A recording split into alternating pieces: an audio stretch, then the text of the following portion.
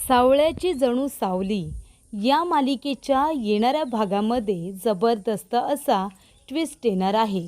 तर प्रेक्षकांनो, इथे आता सारंगच्या समोर मोनिकाचा खरा चेहरा येणार आहे.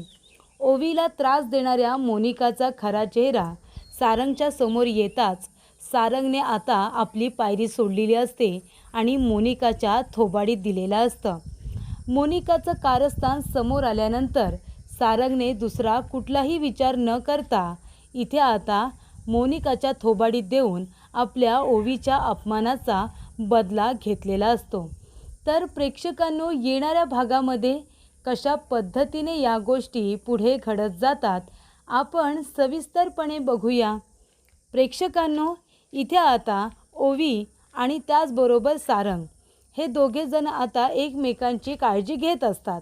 ओवी सारंगला आपला बाबा मानते, म्हणजे तो तिचा बाबा आहेच.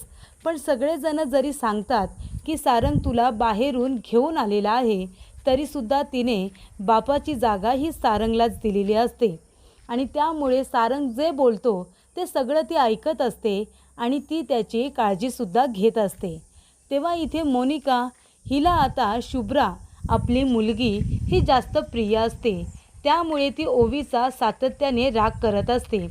ओवी बाहेरची मुलगी आहे म्हणून तिने डायनिंग टेबलवरती बसून जेवूसुद्धा नये अशी धमकी तिने ओवीला दिलेली असते आणि तिने ओवीला सांगितलेलं असतं, जर तू डायनिंग टेबलवरती बसून आम्हा सगळ्यांबरोबर जेवलीस ना तर तुझा बाप जिवंत राहणार नाही, सारंग मरून जाईल, देवाघरी जाईल. हे चालणार आहे का तुला? ओवीला आपल्या बाबांची काळजी वाटत असते म्हणून ती म्हणते की नाही, बाबाला काहीही होता कामा नये, बाबा मला हवाय. ती म्हणते हवाय ना, मग आता इथे बसून जेवायचं नाही. कितीही बाबा म्हणालं ना बाळा खा ना, तरी म्हणायचं की मला भूक नाही आहे, मी इथे खाणारच नाही, स्वतःच्या रूममध्ये बसूनच जेवायचं, कळलं तुला? तेव्हा ओवी म्हणते की ठीक आहे. सातत्याने हे सगळं लहानपणापासून घडतच आलेलं असतं. सारंगला कळत नसतं की ओवी अशी का करते, म्हणजे तिचं अमृता वहिनीवरती प्रेम आहे, मग ती माझ्याबरोबर आणि अमृता वहिनीबरोबर का जेवत नाही? घरातले सगळेजण तिच्याशी नीटच वागतात असं त्याला वाटत असतं, पण ते सगळं सारंगला फक्त दाखवण्यापुरतं असतं. मोनिका आणि राजकुमार दोघेही ओवीचा रागच करत असतात. आणि मग प्रेक्षकांनो, इथे आता ओवी सारंगला काही होऊ नये यासाठी सगळ्यांबरोबर जेवत नाही, ते आपल्या रूममध्येच थांबत असते आणि मोनिका सातत्याने तिला धमकी देत असते. पण या सगळ्या गोष्टींमध्ये ओवीने एक निर्णय घेतलेला असतो, त्याला आता गाण्याचा क्लास लावायचा असतो. तेव्हा ती सारंगला मनवण्याचा प्रयत्न करत असते. ती म्हणत असते की बाबा मला गाणं शिकायचं आहे अबीरच्या आईकडे. तो म्हणतो तुला हे काय वेळ लागले गाण्याचं, काही झालं ना तरी आजीला ते आवडत नाही आणि मलाही आवडत नाही. ती म्हणते बाबा पण गाण्याने कुणाचं काय वाईट झाले, मी जर गाणं शिकले तर त्याच्यामध्ये चुकीचं काय आहे? तो म्हणतो कशाला शिकायचं आहे तुला गाणं, गाणं शिकून कुणाचं भलं झालं आहे? ती म्हणते मला शिकायचं आहे, अबीरची आई किती छान गाणं शिकवते. तो म्हणतो ओवी बाळा तुला एकदा सांगून कळत नाही का गं? तेव्हा ओवी म्हणते की तू जर हट्टी असेल ना बाबा, मी पण हट्टी आहे. मग ओवी हे सगळं अमृताला सांगते. अमृताला म्हणते अमृता काकू तुला माहिती आहे का, अबीरची आई खूप छान गाणं शिकवते, मी त्या क्लासला जाणार आहे, प्लीज मला जाऊ दे ना. ती म्हणते हे बघ तू तिथे जायचं नाही आहेस. ती म्हणते मला जाऊ दे ना, मला तिथे गाणं शिकायचं आहे. तेव्हा इथे आता अबीरने ओवीला फोन करून सांगितलेलं असतं की आम्ही आता पुण्याला आलो आहे आणि आम्ही पुण्यामध्ये इथे आता छान असा क्लास सुरू केलेला आहे. तेव्हा ती म्हणत असते मग ठीक आहे, आता पुण्यामध्ये अबीरच्या आईने क्लास सुरू केला आहे, मी तिथेच जाणार आहे, मला तिथे गाणं शिकायचं आहे. तेव्हा इथे लगेच अमृता म्हणते ओवी बाळा आधी मी तिथे जाणार, मी बघणार तो क्लास कसा आहे, शिकवणाऱ्या तुझ्या टीचर कशा आहेत, मुलं किती येतात, हे सगळं मी बघणार, त्याच्यानंतरच मी तुला गाण्याच्या क्लासला जायला परवानगी देईन, मग तर चालेल ना? तेव्हा ओवी म्हणते काकू बाबा नाही म्हणतोय, तू बाबाला कन्व्हिन्स करा. आणि हे बघ अबीरची आई मला गाणं शिकवणार आहे म्हणजे ती छानच शिकवणार, बरोबर की नाही? मी पण तुझ्याबरोबर येणार, आपण दोघीजणी जाऊ आणि माझं गाण्यासाठी ॲडमिशन करू, मग तर चालेल ना? ती म्हणते बरं बाबा ठीक आहे, आपण दोघीजणी जाऊ. तेव्हा इथे अमृता ओवीचे खूप लाड करत असते आणि सारंगसुद्धा. दोनच व्यक्ती अशा असतात ज्या मनापासून लाड करत असतात. प्रश्न उरलेला असतो तो आता ओवीचा. ओवी खेळताना इथे शुभ्राची बाहुली असते, तेव्हा ओवी तिच्याबरोबर खेळत असते. तेव्हा प्रेक्षकांनो, ती खरं तर शुभ्राची बाहुली नसतेच, ती ओवीची असते. सारंगने तिला आणून दिलेली असते आणि तिच्याबरोबर खेळत असताना शुभ्रा तिथे येते आणि तिच्या हातातून बाहुली खेचून घेण्याचा प्रयत्न करत असते. तेव्हा ओवी काय म्हणते, शुभ्रा ही माझी बाहुली आहे, तिला प्लीज तू हात लावू नको, बाबाने माझ्यासाठी आणली आहे, तुझी खेळणी तू घे ना. तेव्हा शुभ्रा मुद्दामून रडायचं नाटक करते आणि मोनिकाला म्हणते की आई बघ ना, या ओवीने माझी बाहुली घेतली आणि मला खेळू देत नाही आहे, मला रडवते. तेव्हा मोनिकाला राग येतो. मोनिका म्हणत असते, तुझी एवढी हिंमत काय गं, तू माझ्या मुलीची बाहुली घेतलीस, तिच्या बाहुलीला हात लावलंस तू, मी तुला सोडणार नाही आहे. आणि तेव्हा प्रेक्षकांनो, इथे आता मोनिका तिच्या हातातून बाहुली घेते आणि सरळ फेकून देते. कारण ओवी काय म्हणते, ही माझी बाहुली आहे, बाबाने मला आणून दिली आहे. तेव्हा तिला राग येतो आणि ती सरळ तिच्या हातातून बाहुली खेचून घेते आणि ती फेकून देते आणि म्हणते की तुझी एवढी हिंमत का गं, तू माझ्या मुलीला रडवलंस, माझ्या मुलीच्या डोळ्यातून पाणी आलं फक्त तुझ्यामुळे, आता मी तुला सोडणार नाही आहे, तेव्हा आता मी तुला मारणार. ती म्हणते असं करू नको, नाहीतर मी बाबांना नाव सांगेन, बाबा ओरडतील. ती म्हणते तुझी एवढी हिंमत, मी जे काही तुझ्याबरोबर वागते ते जर तू तुझ्या बाबाला सांगितलंस ना, तर तुझा बाबा सरळ देवाघरी जाईल. आणि तुला तर माहिती आहे मी कशी आहे, तुझ्या बाबाला देवाघरी पाठवायला मला अजिबात वेळ लागणार नाही, चालेल ना. तेव्हा ती म्हणते नाही नाही, असं काही करू नकोस.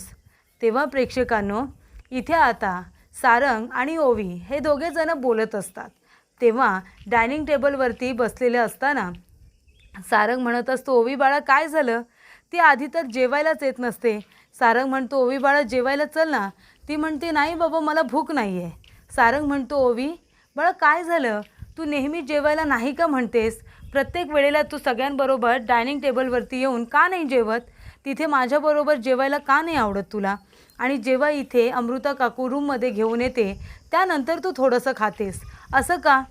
तेव्हा ती म्हणते नाही बाबा काही नाही. सारंग म्हणतो, चल आज तुला माझ्याबरोबर जेवावंच लागेल, जर तू जेवली नाहीस ना तर बाबा पण जेवणार नाही, चालेल का तुला. ती म्हणते नाही चालणार. तेव्हा ओवी आता बाबाबरोबर खाली येते आणि चेअरवरती बसलेली असते. तेव्हा इथे सारंग म्हणत असतो, बाळा जेव जेव बरं, नाही बोलायचं नाही, अण्णाला कधी नाही म्हणायचं नाही, जेव बरं. तेव्हा ती नाहीच म्हणत असते. आणि तेव्हा प्रेक्षकांनो, सारंग विचारतो, ओवी बाळा काय झाले सांग ना. तेव्हा इथे ओवी काही बोलायला जाणार तेवढ्यातच मोनिका काय करते, चाकू उचलते आणि तो आता सारंगच्या पोटाजवळ लावते.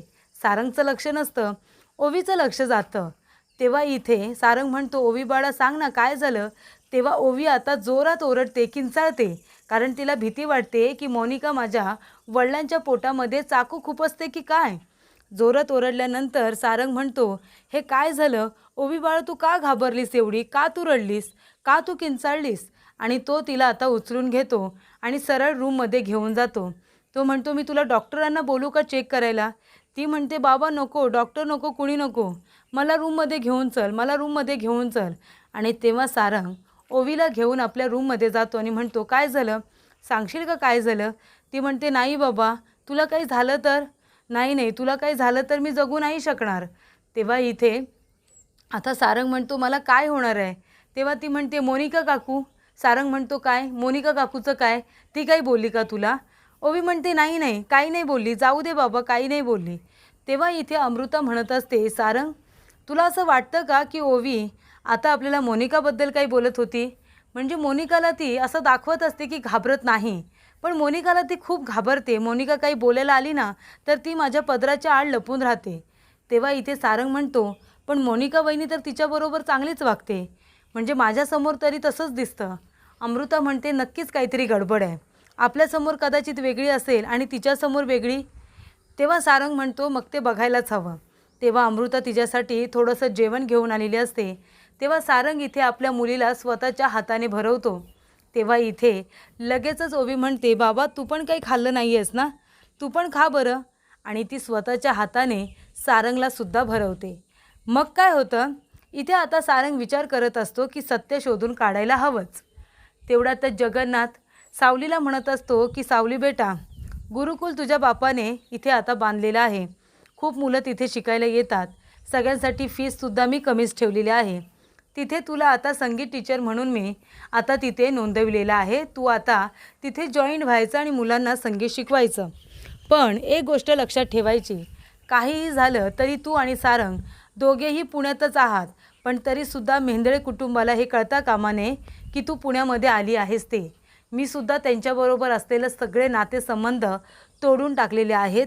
त्यांच्याबरोबर माझा काहीच संबंध नाही आहे, अगदी सारंगबरोबर सुद्धा नाही. त्यामुळे तू इथे पुण्यात परत आली आहेस हे कुणालाही कळता कामा नये. तेव्हा सावली म्हणते, हो बाबा, मलाही तसंच वाटतं. मेहेंदळे कुटुंबातील कुठल्याही सदस्याला कळता कामा नये की मी पुण्यामध्ये परत आलेले आहे. माझ्या अबीरवरती त्यांची सावलीसुद्धा पडायला नको असं मलाही वाटतं. कारण राजकुमार ज्या पद्धतीने अबीरजवळ बोललेला असतो ते सावलीने बघितलेलं असतं. त्यामुळे राजकुमार पुन्हा विचित्र झालाय ही गोष्ट तिच्या लक्षात आलेली असते.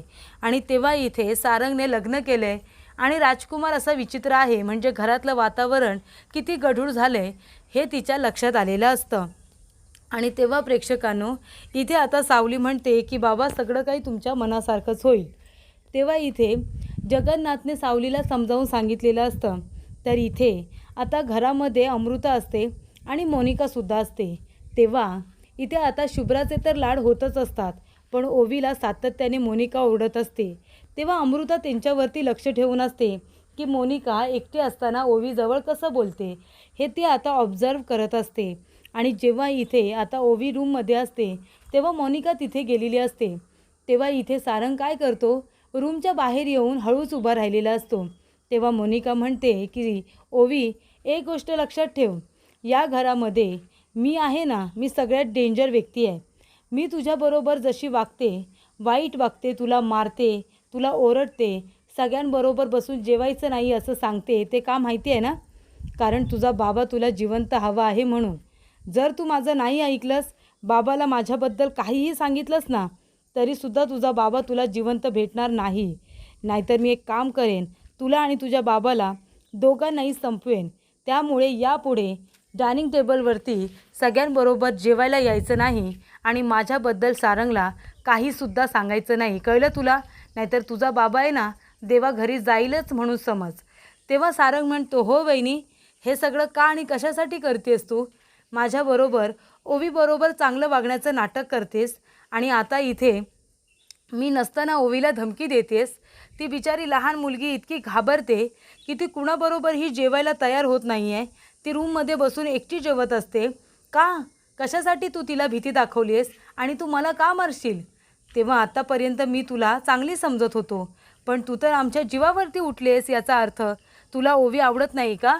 फक्त तिच्याबरोबर चांगलं वागण्याचं नाटक करतेस मला दाखवण्यासाठी. पण आता बास झालं. यापुढे एक गोष्ट लक्षात ठेव वहिनी, जर तू माझ्या ओवीला पुन्हा धमकी दिलीस ना, तर माझ्यापेक्षा वाईट कुणीच नसेल. तेव्हा इथे आता ती म्हणत असते, नाही रे, नाही सारंग, मी तर असंच बोलत होते. हो ना गं ओवी. तेव्हा इथे सारंग तिच्या जोरदार थोबाडी देतो आणि म्हणतो, असंच बोलत होतीस? ओवी बघ किती घाबरले, ती बिचारी रडते. आणि इतकं जर तू तिला घाबरवलंस, तिला धमकी दिलीस मला मारण्याची, आणि माझ्या ओवीला काही झालं तर, तिच्या जीवाचं काही बरं वाईट झालं तर? तिच्यासाठी मी जगतोय, ती आहे म्हणून मी माझं आयुष्य जगतोय. आणि जर माझ्या ओवीला काही झालं ना, तर मी जगणार नाहीच, पण या संपूर्ण घराला आग लावून टाके ना, लक्षात ठेव. तुम्हीसुद्धा कुणीही जिवंत राहणार नाही. अगं शुभ्रावरती जेवढं जीव लावतेस तेवढा नाही, पण थोडा जरी माझ्या ओवीला लावलास तर काय बिघडलं गं? त्या लहान मुलीने काय बिघडवलं काय तुझं? तेव्हा यापुढे माझ्या ओवीपासून लांबच राहायचं. आणि आजपासून माझ्या नजरेत तुझ्याबद्दल जी काही इज्जत आणि आदर होता ना, तो आता तुला कधीही दिसणार नाही. त्यामुळे प्रेक्षकांनो, अशा रीतीने ओवीबरोबर आत्तापर्यंत वाईट वागलेल्या इथे आता मोनिकाला चांगलाच इथे सारंगने धडा शिकवलेला असतो. त्याने बघितलेलं असतं की ओवीबरोबर ही बाई कशी वागते ते, आणि मग तिच्या थोबाडीत देत ओवीपासून आणि स्वतःपासून तिला लांब राहायला सांगितलेलं असतं. आणि जर पुन्हा मी नसताना माझ्या ओवीला कधी घाबरवलंस आणि ती गोष्ट मला कुठूनही कळली, तर मात्र तुझं या घरामध्ये राहणं मुश्किल करून ठेवेल, असं सारंगने इथे आता मोनिकाला ठणकावून सांगितलेलं असतं, अगदी निष्कून सांगितलेलं असतं. त्यामुळे मोनिकाची चांगलीच बोलती बंद ही सारंगने केलेली असते.